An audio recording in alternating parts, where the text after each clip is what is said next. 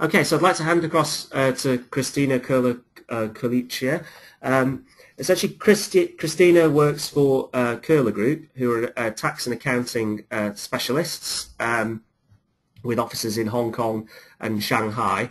Christina joined the group in 2003. She's fluent in English, German, French and Mandarin, and she works with Western clients from around the world, helping them with their business in China. She's worked on numerous complex transactions, including FDI projects, corporate restructuring and company liquidations, M&A deals, and she's frequently advising foreign clients on tax, accounting and trade-related matters. So eminently well qualified to talk on this subject.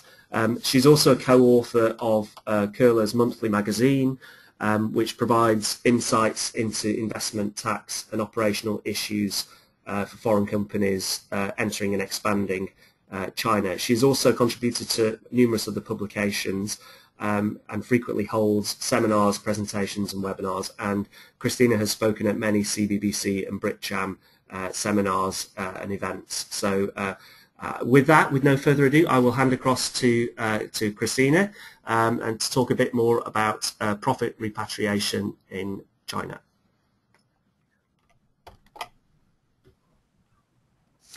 Thank you, Mark. I appreciate the introduction. If you can just change the slide, I'd just like to give a brief introduction to the topic today, and then I have a couple of poll questions in order to have an understanding of the attendees here as well.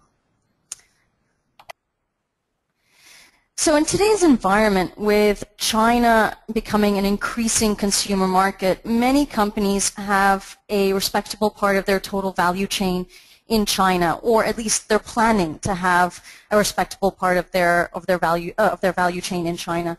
Quite often, this results in having money, as the foreign investors would say, trapped in China. And the biggest fear that we see amongst UK SMEs is, if I have my profit in China, how am I going to get it out? Obviously, through appropriate business models, UK investors can create solutions and structures to remit cash back to the UK shareholder or any other related company. Often these models facilitate further growth in the Asia-Pacific region, as well as increased management control, supply chain optimization, and effective tax and legal structures. During this webinar, I will be providing certain solutions available to you that will help you in regards to some tax planning for your Chinese entities and some tips on repatriation methods as well. Next slide.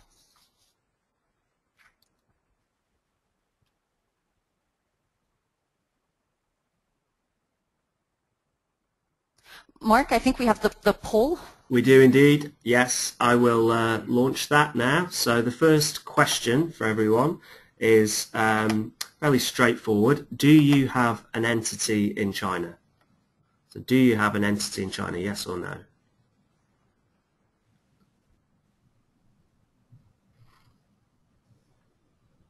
And I'll just give it a few seconds just to give everyone a chance to figure out where to click the button.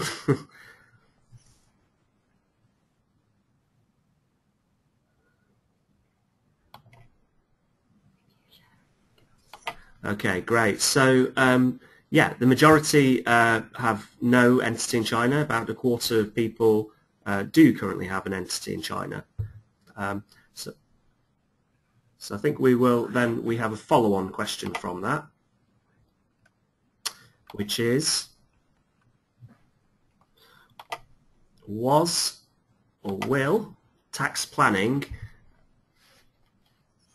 be a factor was or will tax planning be a factor in the creation of your business plan?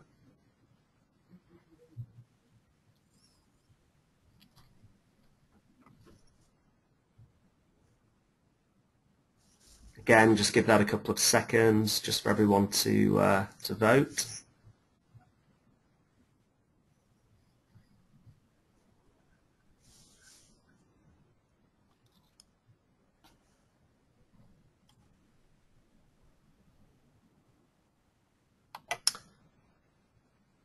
Okay, great. So almost 50-50 actually. So 53% yes, 47% no. So I'll hand back to Christina to carry on with the presentation. Actually, it was really interesting doing these polls because I hope that by the end of this webinar I can convince 100% of you that tax planning is important when you're going into the Chinese market. When looking at various repatriation strategies, the key item to look at is really the double taxation agreement that exists between China and the jurisdiction where your holding company is located in. I believe there are a variety of people attending this this webinar, so I wanted to just give a basics on what is a double taxation agreement, why is it important, and what are the key points you need to look at when you're investigating a double taxation agreement. You don't need to go to a tax advisor to pay considerable amounts of hourly rates in order to have a brief understanding of what is the DTA between China and UK. The majority of the information can already be found online, and it's an important aspect for you to know just while you're doing your tax planning for your subsidiary in China. What is a double taxation agreement? Quite simply, it is an agreement or contract regarding the avoidance of double taxation. It's between two sovereign states, two countries, and it is there basically to avoid or alleviate or minimize the taxation in both jurisdictions, particularly when you have cross-border transactions. In today's age, there is no company or very few companies out there that don't have international cross-border transactions. Even if you just have a UK entity and no subsidiary, you will still have clients or suppliers outside of the UK that you are collaborating or working with.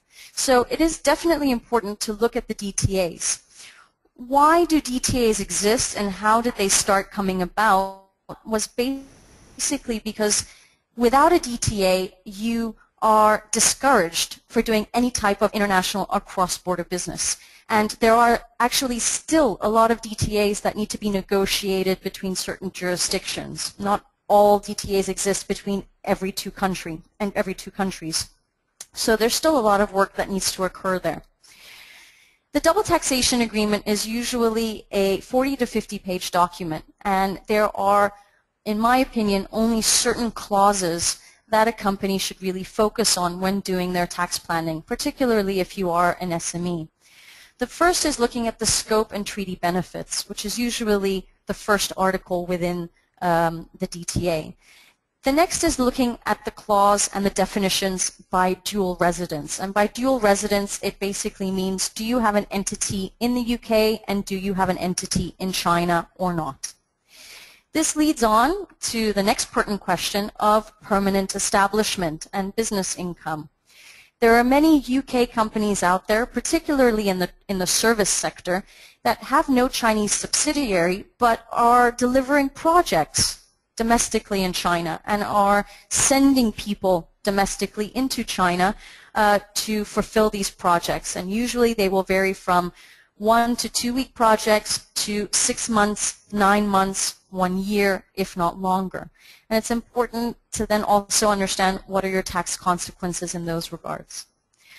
The final is looking at dividends in terms of withholding tax. If you've made profit in China, how can you bring your dividends back into the UK?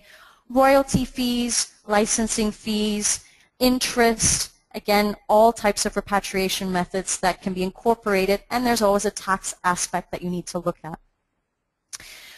When looking at double taxation agreements, there's a lot of terminology that is utilized, and the two key ones is looking at treaty shopping, which is basically understanding whether you need a holding company or not in order to favor the utilize the preferential rates within the double taxation agreements. Historically, Hong Kong was always a favored treaty jurisdiction, and a lot of companies, particularly UK companies, because of the history with Hong Kong, would utilize Hong Kong as a holding jurisdiction for investment into China. And basically it was due to the favorable treaty rates between UK, Hong Kong, and China. The next important terminology to utilize is fixed place of business, and that relates to permanent establishment and where your projects are being fulfilled. Do you have a legal entity in China, or are you just servicing projects in China? And it's important to understand these various definitions because they have a different tax liability. Please change the slide.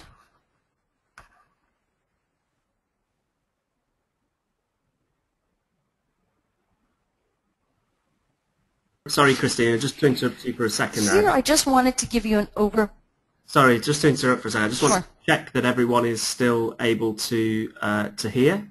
So could everyone please click the hand up button, and we'll just check if there are any problems with the sound. A couple of people have had experiencing problems with the sound, so if you could just click the hand up button.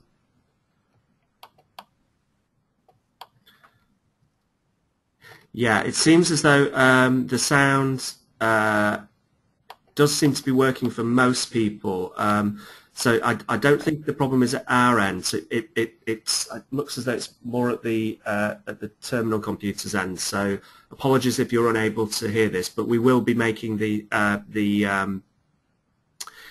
available afterwards anyway. So you know, people can download after the session.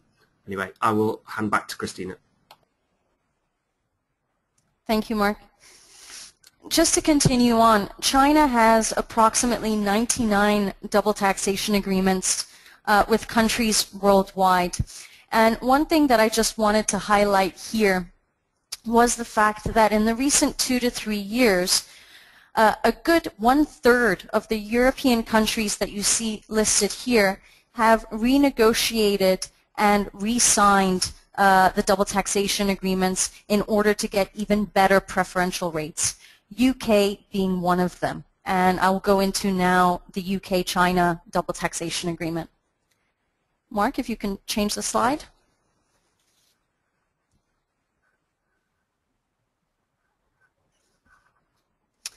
So I do have to apologize because tax is always a dry subject for many, but I will try to liven it up with a few examples along through this presentation.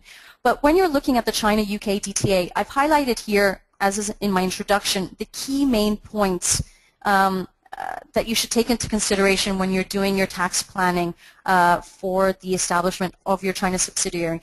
If you already have a China subsidiary, you should look at these various points within the DTA to understand how they can benefit you as you are already in the Chinese market.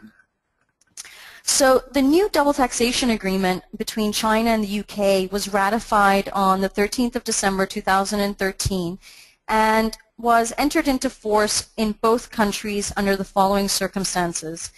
In China, in respect of profit, income, capital gains arising in any tax year beginning on or after the 1st of January 2014. So any company that was established after this date or is operating after this date, you can benefit from the new DTA. In the UK, in respect of income tax and capital gains tax, it's from any year of assessment beginning on or after the 6th of April 2014. And in respect to profits tax, it's for any financial year beginning on or after the 1st of April 2014. In regards to dividends tax, which is really for me, the most transparent and easiest way to repatriate funds from China, but of course it has the highest amount of tax liability, the rate has been reduced to a withholding tax of 5%. So basically when you're looking at your gross profit and you do an application with the tax bureau in China for dividend repatriation, you are liable to pay 5% after you have paid corporate income tax of 25%. So first you pay profits tax 25% and then dividends tax of 5%. This is much better than it was before. Before it was at a rate of 10%. So it's already gone down by half. If you have royalty fees or licensing fees, so basically if you are charging an array of services billed by a company in China, in China to the UK or to any other country, you're going to be liable for either a royalty fee of 6% or a licensing fee of 10%. So again, that's something that's important to remember. In terms of permanent establishment, this is something that's actually quite important for people that are in the service industry and are charging technical fees. In the 1984 DTA, so this was the Double Taxation Agreement prior to the 2013 ratified agreement, there was a provision which permitted a 7% withholding tax on technical fees, regardless of whether the technical services had created a permanent establishment or not. In the new Double Taxation Agreement, they have removed the technical fees provision and a services permanent establishment provision has been introduced, which applies where the provision of services is for a period of more than 183 days in a 12-month period. So basically, permanent establishment will apply for UK service providers that are providing services locally in China for a period of more than 6 months. There will be tax liability on the service contract that you're performing locally in China. So this is a key point to remember, especially for those companies that are not sure whether they should establish an entity in China. It's just to do a type of comparison to see whether you're going to have more tax savings by having an entity in China or just by providing the services directly from the UK. Capital gains for UK investors has also been amended, where if you dispose the shares of your China subsidiary, there will be a withholding tax rate of 10%. So if you already have an entity in China, or you're looking to establish an entity in China, and at some point in the long term you want to sell it, there will be a capital gains tax of 10% according to the UK-China DTA. Now, transfer pricing is generally not mentioned in any double taxation agreement, and transfer pricing is always looking at arm's length regulations in terms of your cross-border transactions. If you are looking at the China-UK Double Taxation Agreement and you are doing some form of tax planning, then you really should think about doing some type of transfer pricing consideration as well. The reason why I say that is that it could affect the structure of your entity in China, how you do your business, how you do your contracts, and how you implement your service fees. So although here I'm just focusing on the China-UK Double Taxation Agreement, one consideration should always be also on transfer pricing. Mark, I believe there's going to be a poll now. Indeed, I will just launch that poll. If you just bear with me 1 second.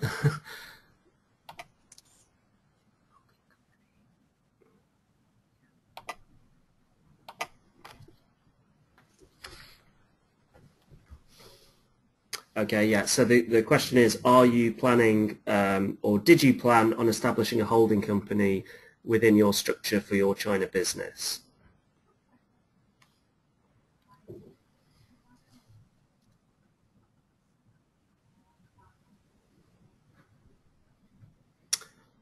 So for those that don't currently have an entity, are you planning to? And those that do, did you?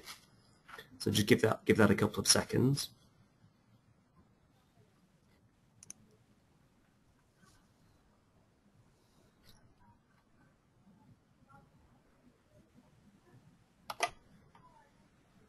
Okay, great. So yeah, that was 73%. So the majority, no, not planning to establish a holding company. About a third are or did. So back to you, Christina. Thank you, Mark. I think there's one more question in regards to advisors that I also was just curious about as well.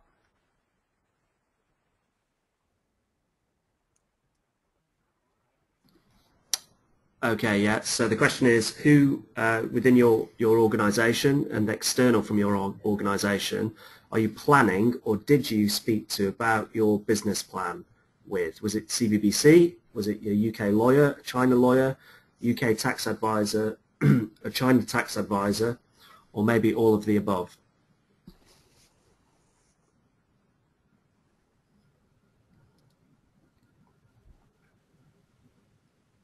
So again, just give that a couple of seconds, just to give everyone a chance to answer.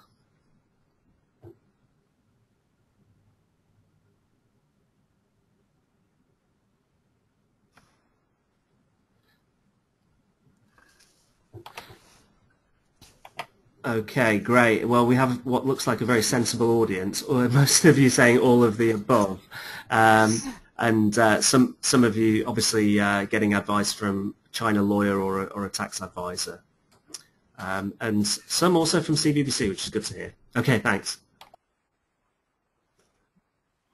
Thank you, Mark. So in regards to the holding jurisdiction question, it's very interesting for me to see the trend that actually 73% of you are not looking at establishing a holding company. 10 years ago, when I first arrived in China, the trend would have been that 100% of you would have looked at holding companies no matter what, because that was just the fashion in those days to do that. As a tax advisor based in China, I definitely would not recommend holding companies to SMEs any longer for the main reason as to what the China tax authorities look at when you're trying to establish repatriation strategies. In regards to who you're getting advice from, you need to get advice from actually all the companies that I had mentioned in that poll. Talk to UK lawyers, talk to China lawyers, talk to UK tax advisors, China tax advisors, because you need people in both jurisdictions to help you with the various transactions that you wish to occur. So just purely from a tax perspective and not looking at all from a legal perspective, I've listed here considerations that you need for tax structures based on your UK holding company, so your operation in the UK, and what you need to look at in order to be tax optimized when going into China. These are all discussions that you need to talk about with your UK tax advisor. These are discussion points that I, as a China tax advisor, would not be able to advise you on clearly and succinctly as a UK tax advisor would. So the first is taxes on dividends and capital gains received in the UK, and what further tax implications in the UK do you have when you receive that capital? That's an important point because many clients of mine don't consider that, and generally people also don't consider their long-term strategies in China or even in Asia. And what I have seen over the last 10 years is that people are utilizing the profits that they make in China for their Asian expansion. And perhaps in that case, you don't need to transfer funds back into the UK straight away, but rather you create a type of nest egg locally in Asia for your expansion strategies or new projects that start being developed. But again, this is something that needs to be discussed with the UK tax advisor. The next is looking at withholding tax when the holding company pays dividends to its shareholders. So in the UK, you will have an operational company that has a variety of beneficial owners, and you need to know what's going to happen when the dividends from China go to Hong Kong and they're distributed to the individual owners, wherever they might be located in the world. The next is looking at the effective corporate tax rate in the UK, and does it make sense to bring capital back or repatriate profits back to the UK if you're going to be charged profits tax once again. Tax on distribution proceeds when the holding company is liquidated in the UK is also an important consideration, particularly in the long term. And then stamp duty that may be applicable when the shares of the holding company are transferred in the UK as well. So if there are new buyers or private equity firms that are looking to purchase you, what considerations do you need to make? One of the biggest trends that I have seen in the last 18 months to 24 months is Chinese investors coming into the UK and buying shares within companies, particularly in the clean tech sector or high-tech sector or even creative industries. So again, these are all discussion points you should really have with your UK tax advisor. The next slide. The next is looking at suitable tax structures related to your China entity. And this is something you really need to talk to a China tax advisor about. Now, one of the key items that the tax authorities in China are looking at in the holding company, in the shareholder of the Chinese entity, is economic substance and commercial substance. So what the tax authorities in China do not want to see is that your operations in the UK are empty. It's a shell of a company. There are no employees, there are no transactions whatsoever. And this relates to my question earlier about how many of you are considering establishing a holding company or already have a holding company.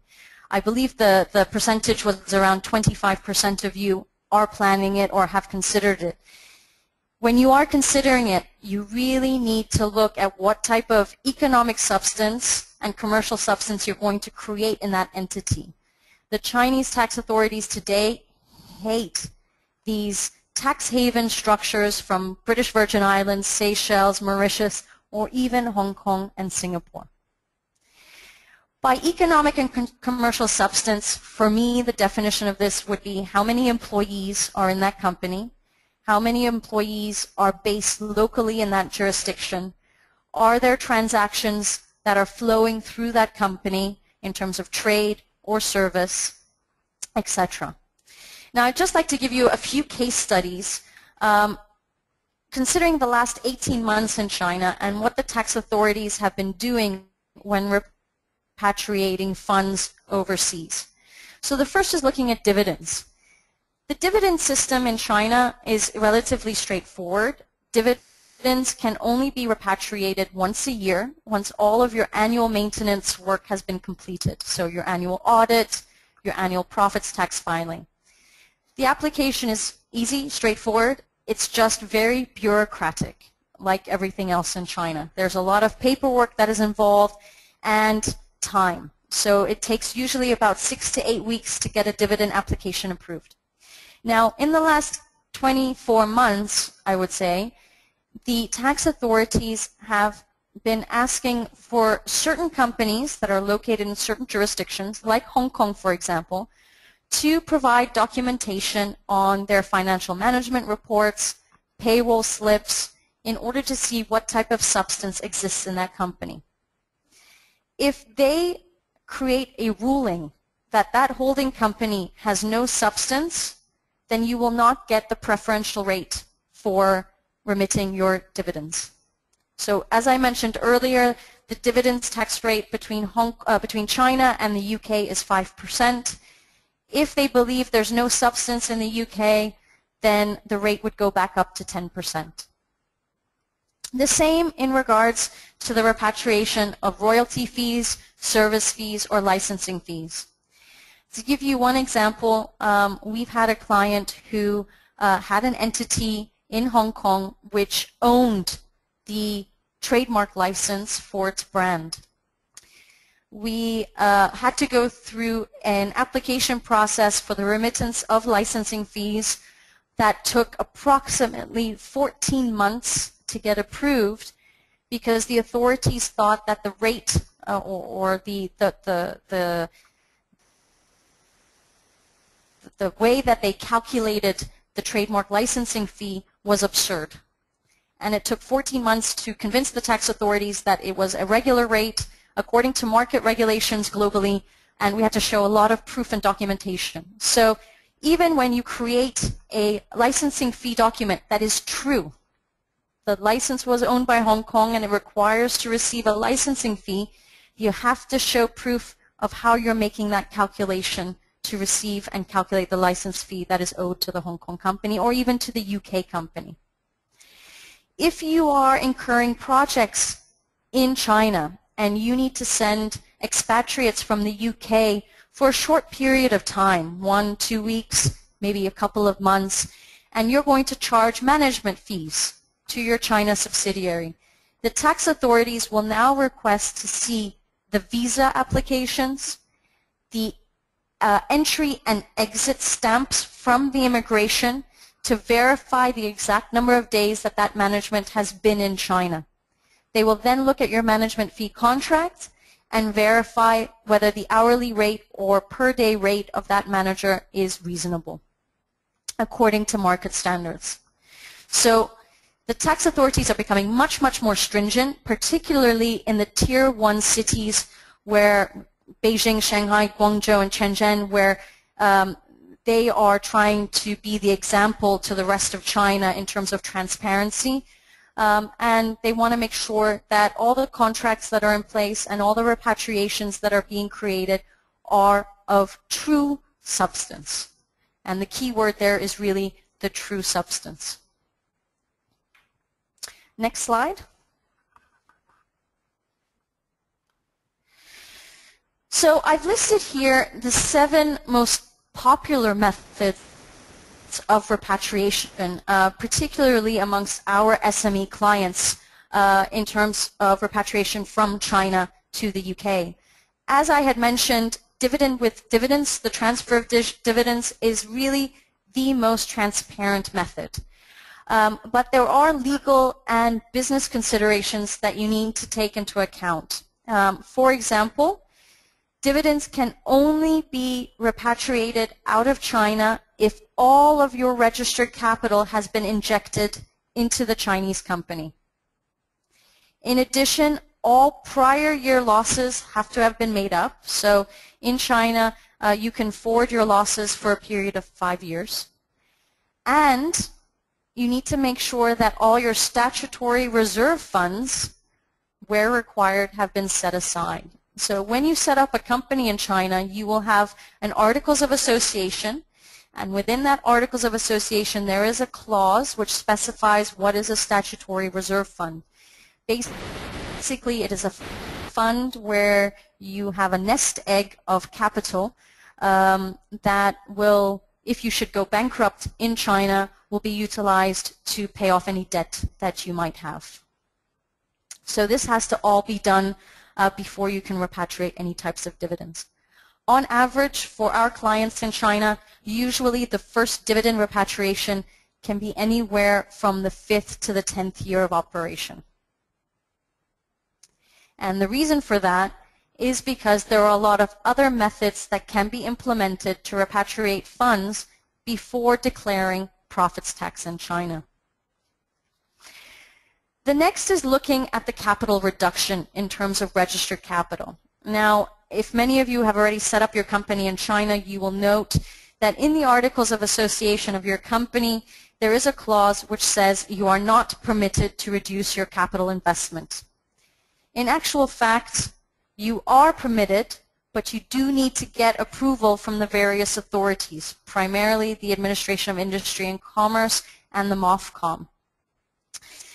The application is complex, it's time-consuming, you will need a lot of patience, and quite honestly, there have been very few approvals that have been made. You would really need to show that your business is actually profitable in China in order for you to repatriate some of your registered capital, because you just don't need it as your business is maintaining its cash flow through its regular business.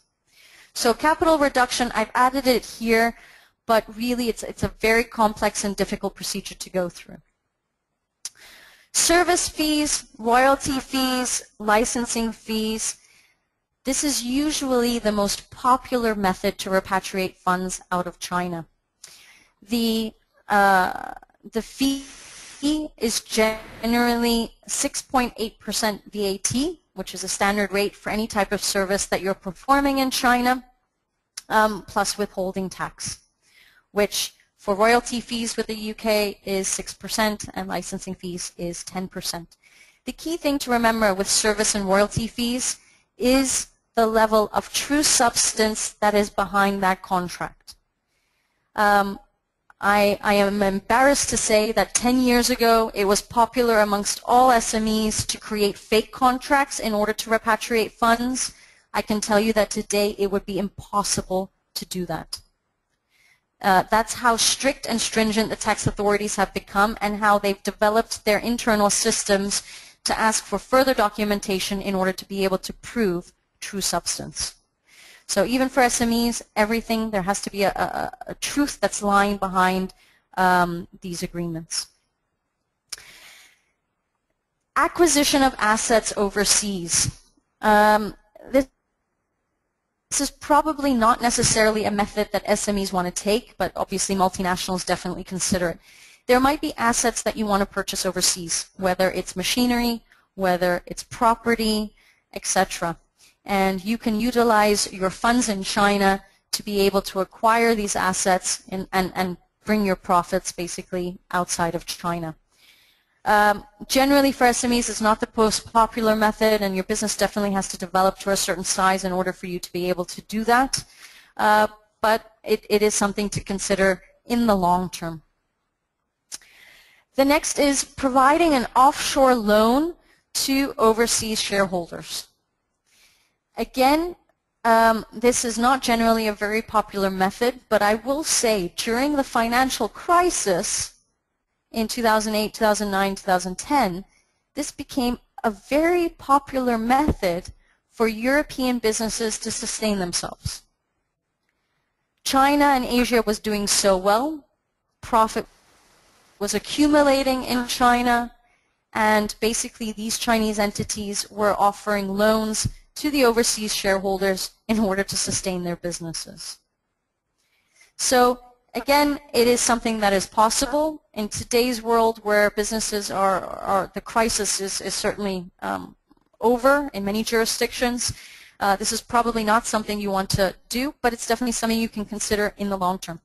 In order to do this type of repatriation, there are certain taxes that will need to be considered locally in China. And I'd be happy to discuss it if people want to discuss that option directly. The next is looking at creating a transfer pricing model and making then future adjustments to that model. There is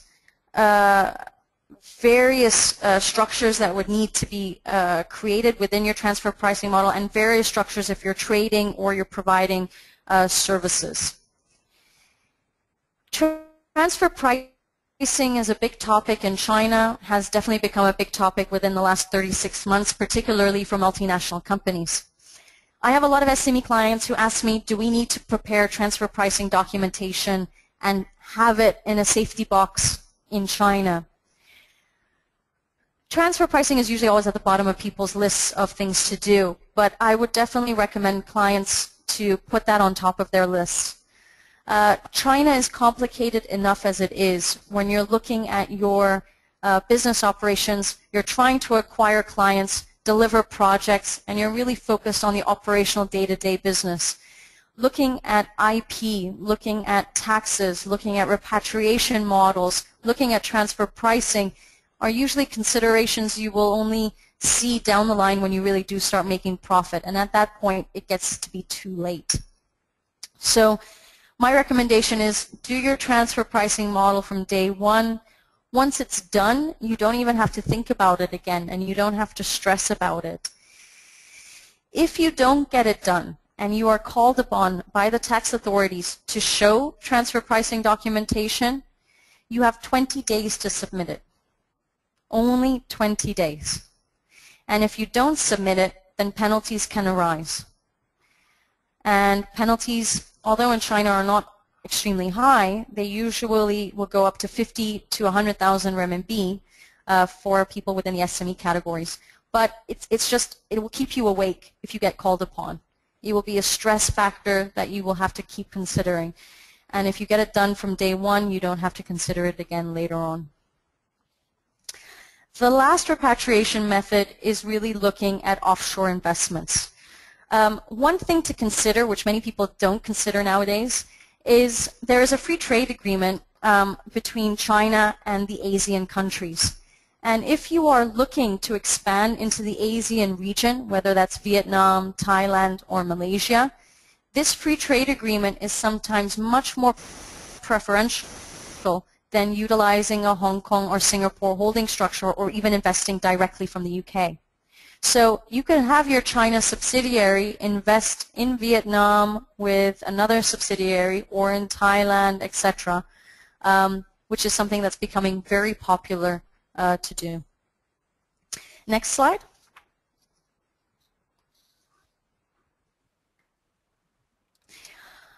I've listed here 6 key signs which Chinese tax authorities consider as tax evasion by UK investors in their Chinese subsidiaries. And I just wanted to go through them one by one to explain, what is a key sign for a tax officer when they're looking at the financial management reports of your company, looking at your tax declaration forms, looking at your VAT system, etc.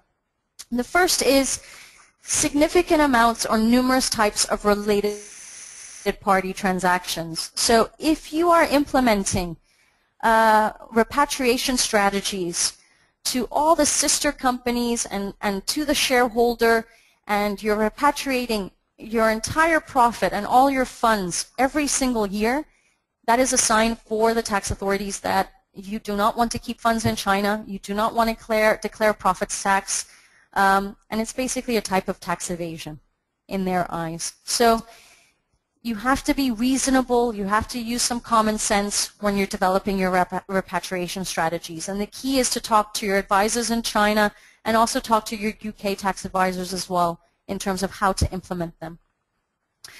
Looking at the long-term losses or low profitability or fluctuating patterns of your P&L. Many companies in China, because they implement number one, they obviously are not profitable in China. They've implemented too many repatriation strategies in order to get their funds out of China that they will never pay profits tax in China. After a period of 3 to 4 years, so generally the tax authorities in China will say to you, or they will have their own rule of thumb, that in order for you to start your business in China and to become slightly profitable or to break even, you need about 3 to 4 years of development. After that 3 to 4 year mark, they will start asking you questions at the end of the year when they see your audit report. And if you don't start making a bit of profit, you will need to explain to them why. Why are you still in China? Why are you staying in China if you're not profitable? These are common sense questions for the tax authorities because ultimately they want to know, what is your business plan? Did you just have a bad year? Do you think that your business is going to be better in the long term? The next, and it's also interrelated, is looking at the below average profitability than industry standards. So for sure you have competitors that are located in China and already have their subsidiaries in China, whether it's domestically owned companies or other foreign investors from other countries outside of the UK. The Chinese authorities will look at what the industry standards are throughout China, what are the trends in terms of profit and loss, in terms of revenue, in terms of just general growth, and they will question you if you don't match those standards. Because for them it would be, you're trying to take your profits out of China and not pay tax locally.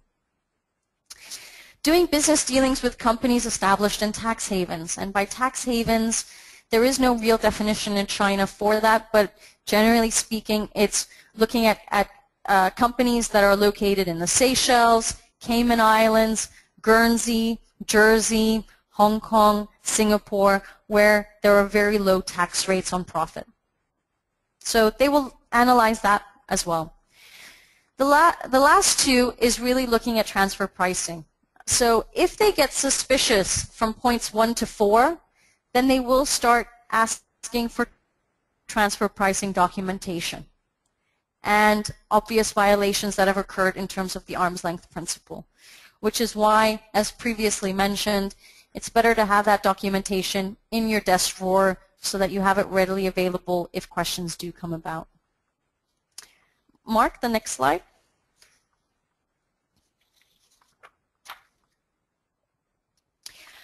This is the last slide of today, and I kind of wanted to sum up for everybody a little bit about how the tax system in China works, just to give you an idea of why sometimes you will get contradiction, or you'll get your tax officers be slightly defensive. The tax authorities in China are composed of the State Administration of Taxation and the Ministry of Finance, and underneath these two authorities, there are all the local tax authorities. The State Administration of Taxation is the highest tax authority in China, and they're headquartered in Beijing, and they're responsible for drafting all new tax laws, formulating implementation procedures, and supervising that the local tax bureaus implement these new procedures and these new tax laws. The Ministry of Finance doesn't really affect you. They're basically responsible for implementing and controlling the state budget. The State Administration of Taxation creates for every single province and every single city a target in terms of tax revenue. So if you would look at Shanghai as an example, Shanghai as a municipality has a total target value for taxes. It is then subdivided by districts. So the Jing'an Tax Bureau, the Pudong Tax Bureau, the Waigaoqiao Tax Bureau have then a target for their own little district in terms of earning tax revenue. Waigaoqiao, Pudong, as well as Jing'an, Luwan, Huangpu District, all in Shanghai, have the highest levels of tax revenue as targets because this is where the majority of foreign invested companies as well as domestically owned companies are located in. They are required to reach their target. So they will do anything that when you establish your company in China, you pay the highest amount of taxes. Now, of course, that doesn't mean you shouldn't fight. That doesn't mean you should have an understanding with your tax officer to try and reduce your tax levels according to common sense and according to your business structure. But you should always have it in the back of your mind. Your tax officer has a target in terms of tax revenue. So even though you want to apply for tax exemptions, or you want to have do an application for tax reduction, or you want to do an application for repatriation of funds, there will always be conflict because ultimately these structures are trying to reduce your tax amounts in China.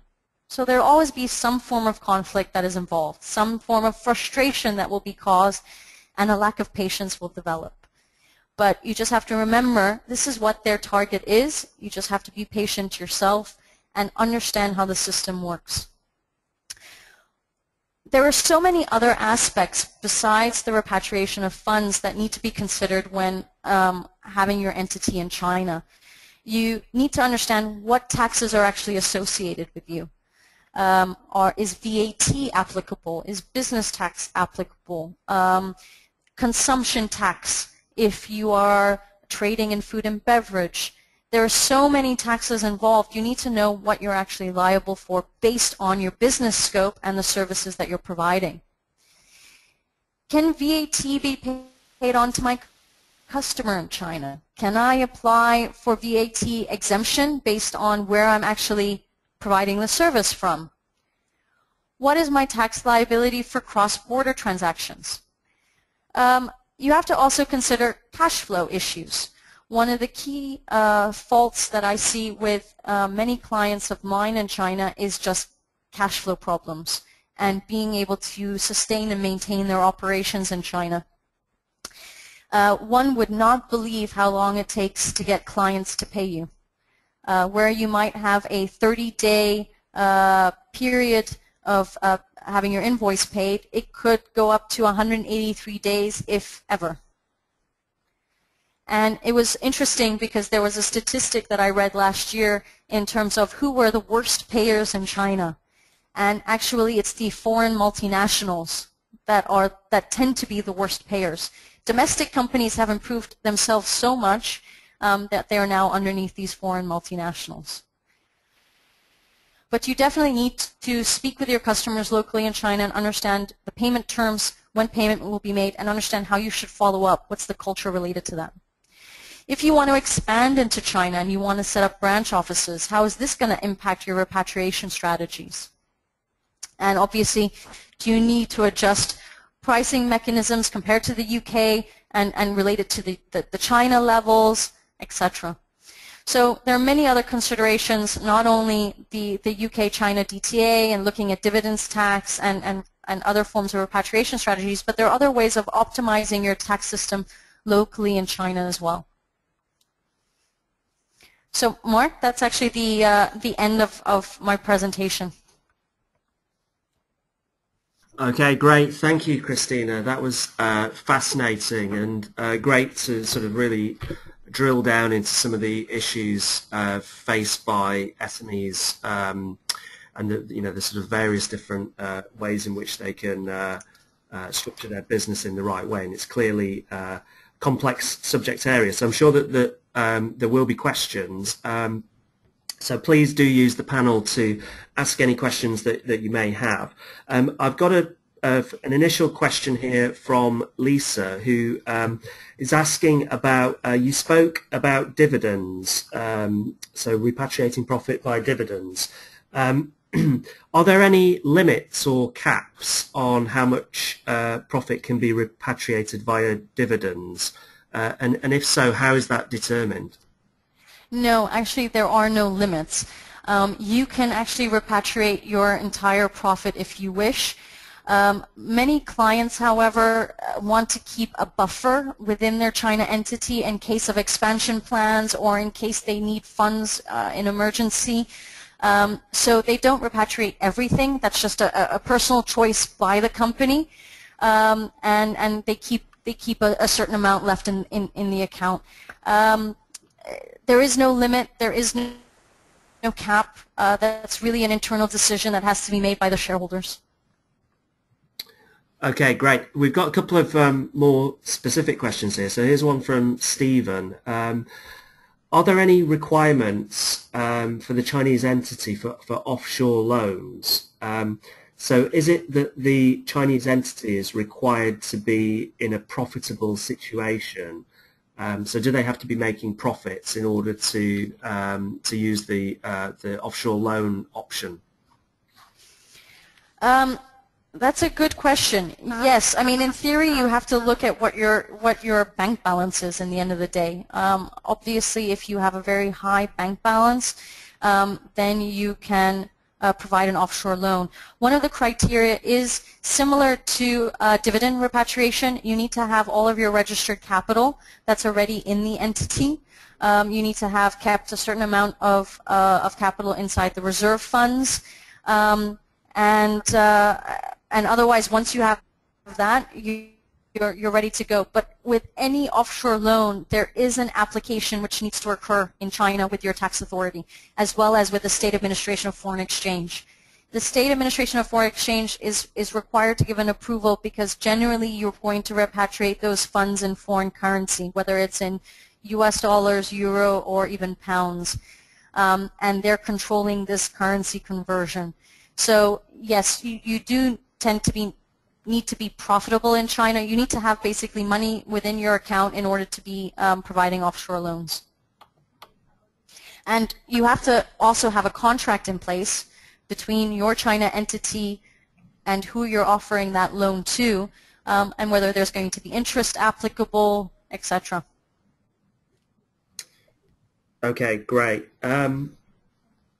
Okay, so another question here from Craig. I think you touched on this where you're talking about Shanghai and the different districts and how they have targets around how much tax is collected. But do you sort of, for a first-time company going into the setting up an entity in China, would there be any cities or regions that would be seen as having a slightly more preferential or more relaxed policies on taxation, and if so, sort of where would you recommend, and what are the sort of differences between different regions and cities?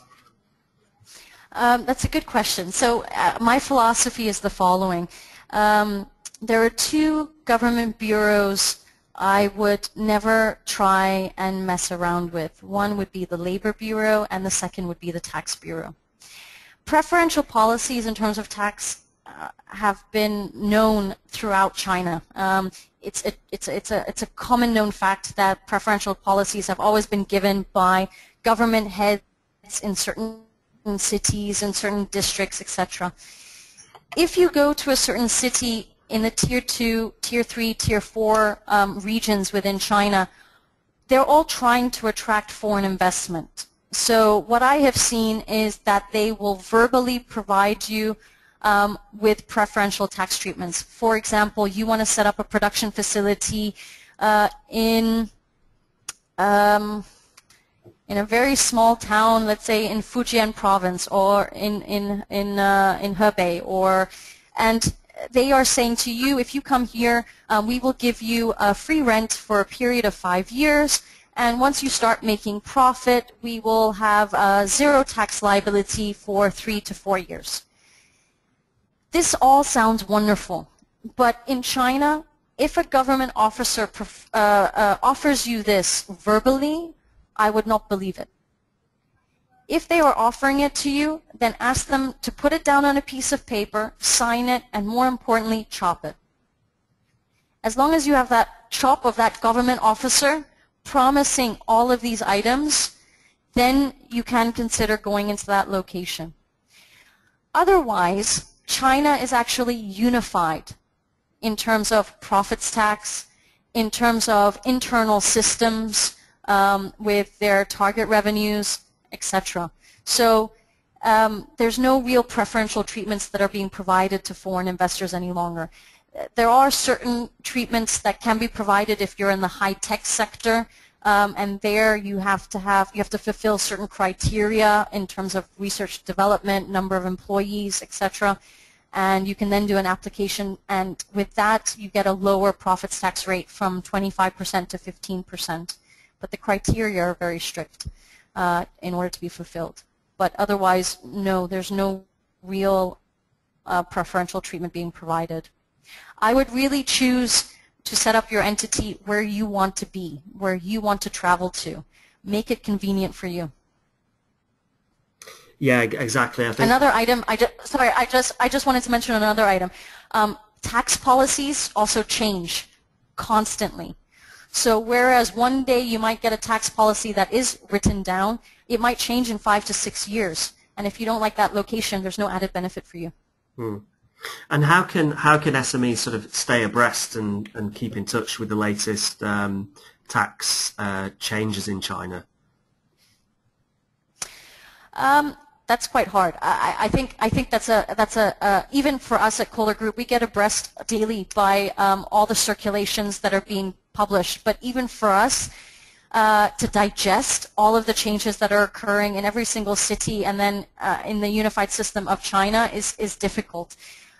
We try to stick with the main cities that we're operating in or where our clients are operating in, and usually they are in the Tier 1 and Tier 2 cities. The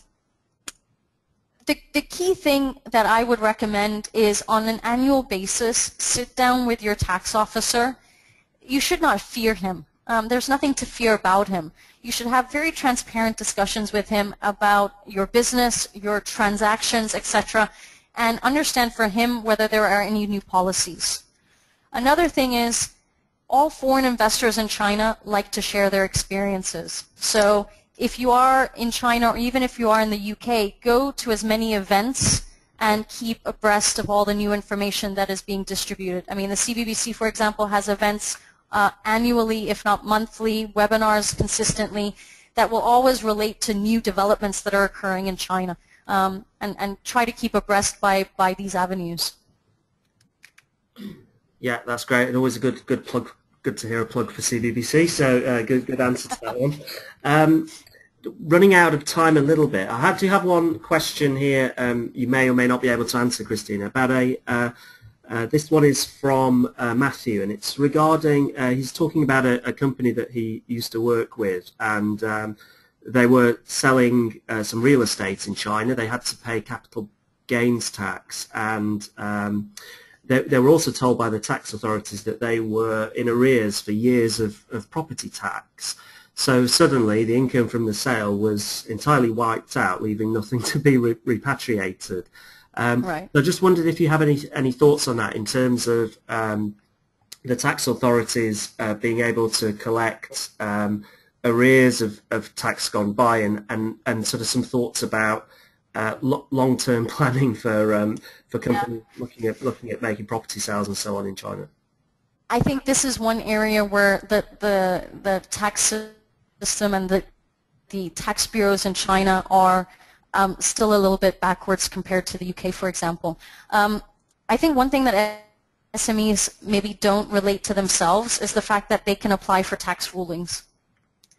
So if you have foresight in terms of a transaction, then try to get a tax ruling a few years prior to that, so that when the transaction actually finally occurs, there's no conflict.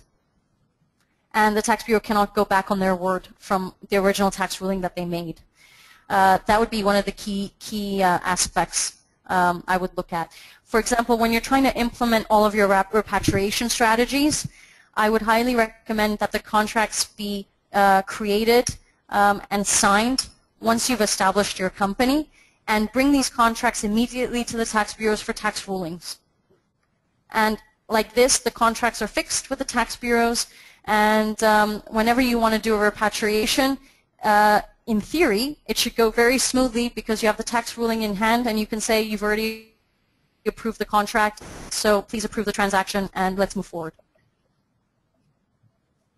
Okay, yeah, so clearly establishing a kind of a trail and making sure that everything is checked and authorized with the tax authorities to give you that that backup in any sort of future dispute with the authorities. Correct. Yeah. We're pretty much out of time. So anybody that would like to follow up with Christine, I'm sure that many of you would like to. We will be forwarding the slides out to people, and this webinar will be available for download after the session. I just wonder, Christina, would you like to say any more words regarding your magazine and webinar? I think we have a slide on that. Just perhaps a couple of comments on that. Sure. We published a monthly magazine called China Invest.biz, which actually relates to all new regulations and new trends that we're seeing in the market. We also do monthly webinars similar to the topics related to our magazines. And if you're interested in subscribing, you can easily do so on our website. When you go to our home page, on the bottom right-hand corner, you just have to insert your email address and you'll be receiving the e-campaigns. Alternatively, all the information is already stored on our website, so if you want to read some archived documents, you're more than welcome to. We also have a YouTube channel, similar to the CBBC, where we archive all of our old webinars that we've done for the last 2 years. Okay, great. Well, thank you very much, Christina. It's been a fascinating session, and thank you for talking us through that. Just like to point everyone in the direction of the next webinar. I think is next Wednesday, the 1st of April, and it's on the subject of social media in China. So please do dial in for that. With that, I will let you get on with the rest of your day, and please do feel free to reach out to either ourselves or Christina for any further advice on this or any other subjects relating to business in China. Okay, thank you, everybody.